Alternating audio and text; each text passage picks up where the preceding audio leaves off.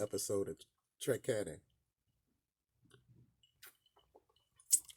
This is my eggnog whiskey blend. It's going to help me get through today's episode. Let me begin by saying I hope everybody had an outstanding Thanksgiving and a great time with friends and family, enjoyed the food, and made it home safely. I got a chance to do most of those, but it was a pretty laid back Thanksgiving for me.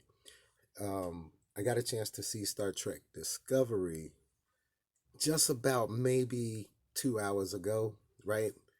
And as I was watching it, I was getting my notes together because what normally happens is basically people I watch the episode and I'll kind of remember things that I wanted to talk about, get an overall feeling of where I want to go with the review, and I'll just set up shop and get a review, right? So, however, on some episodes, there just be so many things going on, right, that bring me to have to question that I have to actually put pen to paper and take notes as I'm doing this stuff, right? So, nice and cold.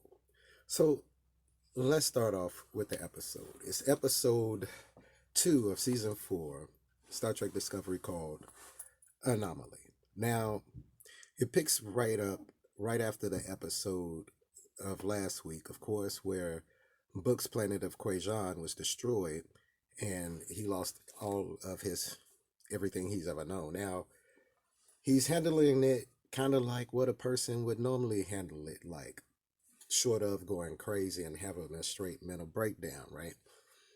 And he's trying to deal with what happened, but it's really going bad for him, right? So Starfleet is basically trying to figure out what this anomaly was that destroyed Croatia, but also damaged the space station, and was responsible for about, I think, 3 or 4 deaths as a result of that. Now we get a chance to see Saru come back in his captain's uniform, and I love the uniforms. Again, in the season, I have to always keep making a point out to the things that I like, and the uniforms, man, the color palette, man, the design of them, it was very nice. And I see that they added a new symbol, insignia, medal, I should say, to the Star Trek franchise. Now, like I said, Starfleet is trying to figure this out, and they decide to send Discovery to do this. Now, they said something very interesting in this particular episode that kind of stuck with me, and it was like Starfleet can't detect black holes, right? And I was like, hold up, hold up. Are they talking about black holes? The black holes as we understand black holes, Starfleet, the United Federation of Planets, Starfleet can't detect black holes. And right off of my mind, I thought of what about this, this, this. Look, Starfleet calls them mostly singularities. The Romulan warp drive works on a black hole or a singularity. Now, we are very good at detect. Well, not we, because I'm not part of Starfleet right now. Time agent and everything. I'm back in the past. I don't want to disrupt anything. But long story short, Starfleet can detect black holes. So I was really confused as to why they felt that they couldn't. You know what I mean? So um, that really had me confused for a minute. So Tilly, let's talk about Tilly. Now, I've brought this up several times on this channel, and I've brought this up several times on this channel specifically when it comes to Discovery. Swagger, the profanity. Now, even if we'll say street talk, right? Even if what is it called, man? Even if it existed in that time, right? Slang, even if it existed in that time, even if profanity existed in that time, would it be the same? Would it be the same applications? Dude, I've been on this planet for the amount of time that I've been on this planet, and slang has evolved so many times. Some a word that meant cool back in the day when I was a shorty means something totally different now. They got a whole nother meaning, and and that's in that short amount of time. So I think they going I think that they need to keep with the tradition of the intelligence of Star Trek in their interactions and the words that they use, because words are important, especially in science fiction. You know, that's one of those things that I'll be talking about, trying to cater to an audience, trying to expand the horizon of the audience. Don't misinterpret the intelligence level of your audience or the desire of your audience for intelligent content. All right.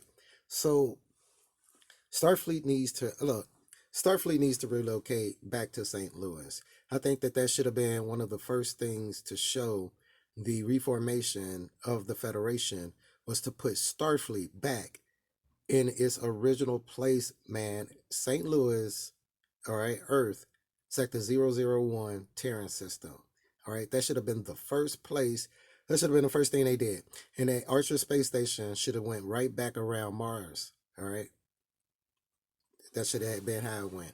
I think that their lack of doing that so far, or even mentioning that, and trying to motivate people to join back into the Federation, and trying to always symbolize what the Federation and Starfleet means, they should have at least talked about that. All right. Now, so we close to a black hole and there's no time displacement. I don't even have to cover that, people.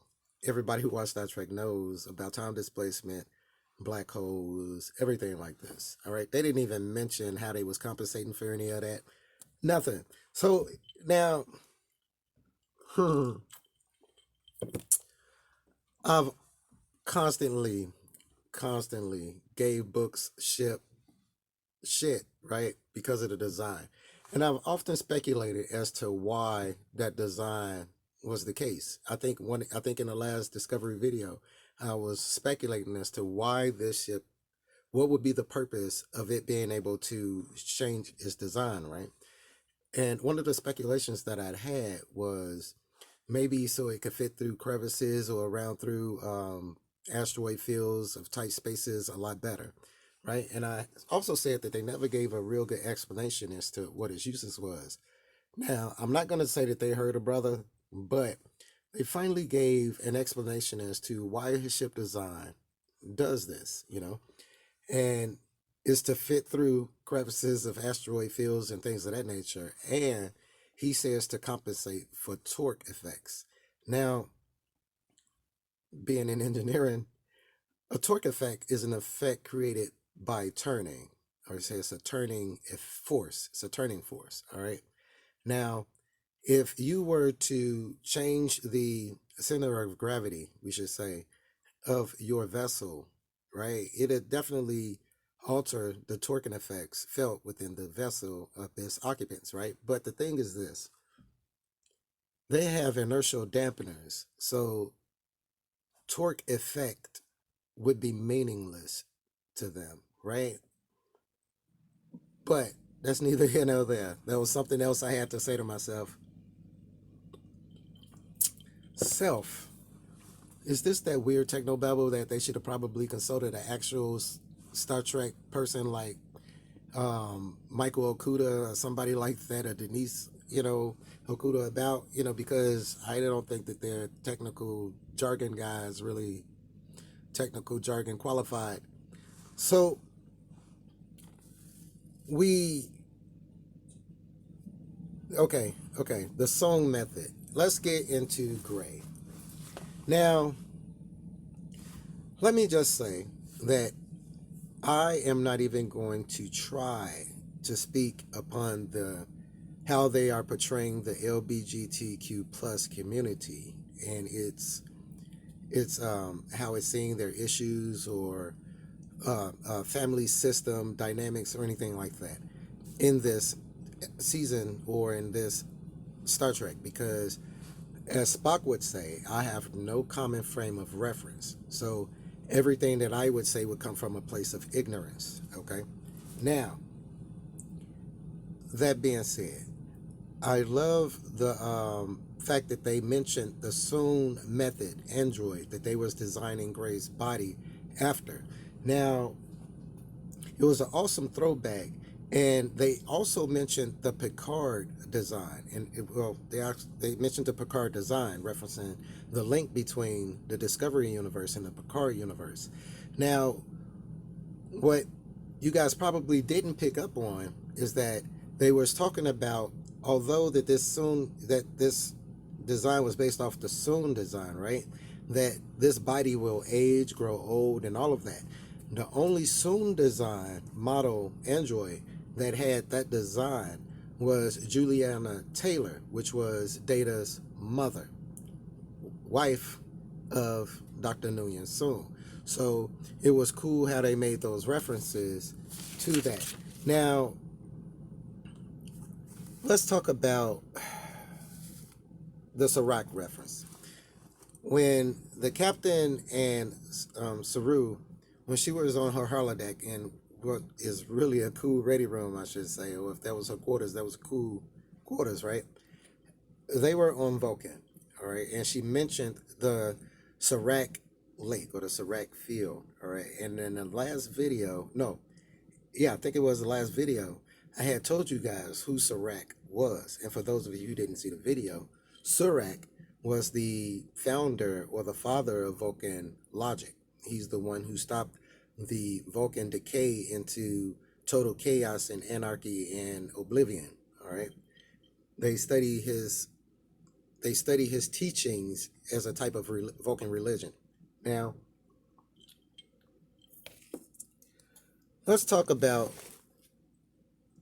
She said that the computer's name, she named the CPU of Discovery Zora. And the first thing I thought was, why in the world would you decide to name your computer AI after one of Star Trek's most notorious evil ladies, right? And for those of you who don't know who Zora is, Zora, all right, side note, if you guys are familiar with SG1, Stargate, I used to always joke that Stargate took a lot of the stories and concepts of Star Trek, tweaked them a bit, right? And made them part of the Stargate mythos, especially after, I mean, well, not even especially after, like from the moment it started. You could be like the Goa'uld, Trill, the Replicators, Borg. It's like so many comparisons and even storyline episodes that were tweaked from Star Trek canon. Now, if you guys watch SG1 and you guys are familiar with the Destroyer of Worlds, right? She was in, I think, two episodes of SG1. One where she was old and they encountered her in a prison, you know, and they had to get out and she helped them and she ended up not destroying the Stargate facility and getting away. And in another episode where she was young, after trying to destroy experiment everywhere on the planet, she turned young, forgot, who she was and everything like that. But Zora is the who that lady is modeled after. All right, Zora is Star Trek's destroyer of worlds. Okay, she was featured in an episode. What is it? Bread and Circuses, I think, from the original series. All right, where Abraham Lincoln and Surak, he was even in that episode. Kalis, all of these guys had got pit against each other to in a fight to see who's good and evil. Now, but if you guys also remember, Zora was the computer AI from when the Sphere blended with Discovery. So I'm happy they're starting to reference the Sphere data again because that particular AI, I don't want that to just go into the wayside. I want that, I want them to kind of build up on that. I don't want that to be a thing like in the next generation where the Enterprise's AI became sentient and sent the actual sentient life and birth an actual sentient life form and you never heard anything else about it, So, nicely done, Ready Room, like I had said. So, the thing about Burnham and her personal feelings always interfering with her command. because I referenced this because she had an issue with Book getting ready to go into the anomaly to gather the much needed data to save billions of lives. Okay. Now, as Saru was explaining to her, hey, are you thinking about this as a captain, or are you thinking about this as his woman? You know what I mean? Like his lover.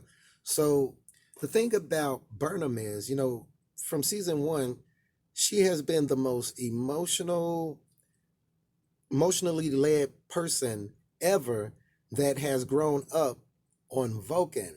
Like, even Spock's brother, man, that was like super different than how she portrays herself. She has no handle on her emotions, being trained especially by Sarek in the Vulcan in Spock's household. So the next thing was the airman airlock situation, right? So the airman airlock situation. Stamets made this joke to Burnham about blowing him out the airlock, right? And if you remember correctly, she had did the same thing to what was her name? Uh I forget what her name was, the cybernetic lady, when she was having an issue with being taken over by that whole storyline, man. Let's not even talk about that. But I thought that was a hilarious joke. I didn't think it was too soon. I thought it was funny. Now, this episode was one of the best episodes for the support of seatbelts on the bridge. I'm gonna have to say that. And what's going on with Tilly? What's going on with Tilly? I think Tilly is finally coming to the understanding that, one second. Sorry about that, family member still lingering around, and I'm trying to do this video, right? So, um, I thought, like I said, what's going on with Tilly, man? I think that she is coming to the realization that she's lost everybody coming into the future. Tilly was really, she's a really interpersonal person. She likes to socialize, and she has family connections, and she has loves and relationships with people that she's built over the seasons that these people no longer exist. And I think it's starting to affect her in a way, especially with the addition of the responsibilities of command. All right. So I'm happy to see that Bryce, my black dude, finally got some shine and discovery, man. Finally got some recognition. Notice I finally figured out what his name was. Bryce got the clap, man. Go ahead, Bryce, do your thing. So let me just say that the doctor is always cool, man. I like the doctor. And I like the fact that they show that Tilly is willing to go to the doctor and ask for help, that she's having problems, that she's having some kind of problem and she needs professional help. I'm glad that they put that in the episode and showed that although it may be difficult to go and ask for things like this, that it is something that all of us should be able to comfortably do, all right, and feel comfortable doing so, all right. So I like that they put that in the episode. Now I noticed that they had the old school Star Trek, right. I noticed that they had those, and I noticed it at like what was it, minute 34 or something like that. Now, Gray and Dax. This is what I wanted to chat with as far as me being um my 2 cents that I had to put from my, I wouldn't say ignorant place, but from the perspective of a person who's watched Star Trek. All right. So from the perspective of canon. Now, Gray and Dax. To me, Dax, Jadzia Dax, represented what? She lived as both a man and a woman. All right. Now, if you think about that, that means she's experienced um, giving birth, getting someone pregnant. She's experienced asking someone out on a date, having man feelings, having, right. She's experienced that. She's experienced all of these things over lifetimes. There are things that become habit. Dax is not, as we know from Star Trek canon, isn't her sexuality isn't based solely on the gender of the person she's attracted to, or the species of the person that she's attracted to. All right. So when I talk about that particular aspect of transgender being in Star Trek and has been there, I use Dax as a representation. But again, that is from a person with no common frame of reference from my perspective. Okay. So let me just say this episode overall was. They had a lot of techno babble that did not go with the Star Trek universe, Star Trek concepts. Burnham is the most emotional Vulcan ever. I mean, most emotional Vulcan raised human I have ever seen. It's always great to have Saru back, and it's great that he's the first officer, Mr. Saru. Bryce got a chance to shine. The anomaly is fearsome, fearsome, 5 light years across, and oh my God, that thing is terrifying looking. Can you imagine the horror of something like that? All right. So let's see what they do with the data. Let's see what the data comes up. Let's see what is causing this anomaly. Let's see if they can stop it, of course, you know. So this episode, So like I always say, man, Star Trek Discovery is a hit and miss. You know, so far we got a hit. Right now, I might have to call this a miss. So thank you guys for watching. As always, please subscribe if you haven't. Please ring the bell for any future content. And as always, peace, recycle, and save the whales. You guys be cool.